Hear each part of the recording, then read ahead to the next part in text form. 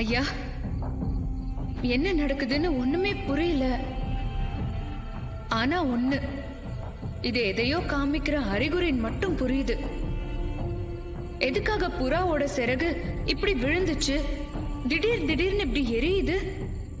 ஒன்னும் இல்ல பூமி, உன்னோட உடல் 16 கூறுகளா சதிரி இருக்கிறத கண்டுபிடிக்க அதை தேடி தீய சக்திகள் கிளம்ப போகுது. உன்னோட உடல் சதரண பாகங்களை அவங்க கைக்கு கிடைச்சதும் அது அத்தனையும் ஒண்ணு சேர்த்து இந்த புறா இறகு எப்படி நெருப்புல எரிஞ்சதோ அதே மாதிரி உன்னோட உடலை எரிக்கிறதுக்கான வேலையை தீய சக்திகள் செய்ய போறாங்க.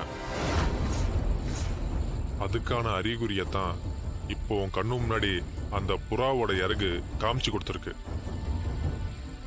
புரியுது ஃபாதர். ஆனா 16 துண்டுகளா இருக்கிற அந்த உடம்ப அவங்க கண்டுபிடிக்கிறதே கஷ்டம். ஆனா அப்படியே அவங்க கண்டுபிடிச்சாலும் உங்ககிட்ட இருக்க கண்மலர் ஜீவாத்மா இருந்தா மட்டும் தானே அது என்னோட முழு உடலா மாறும். நிச்சயமாகலே, நான் சொன்னதுல எந்த மாற்றமும் இல்ல. அப்ப அந்த கண்மலர் ஜீவாத்மா அது என்கிட்ட பத்திரமா இருக்குமா? அது எங்க இருக்கு ஃபாதர்? அது எங்க இருக்குன்னு யாருக்குமே தெரியாம இருக்கிறதுதாமா உன்னோட ஆத்மாக்கு பாதுகாப்பா இருக்கும்.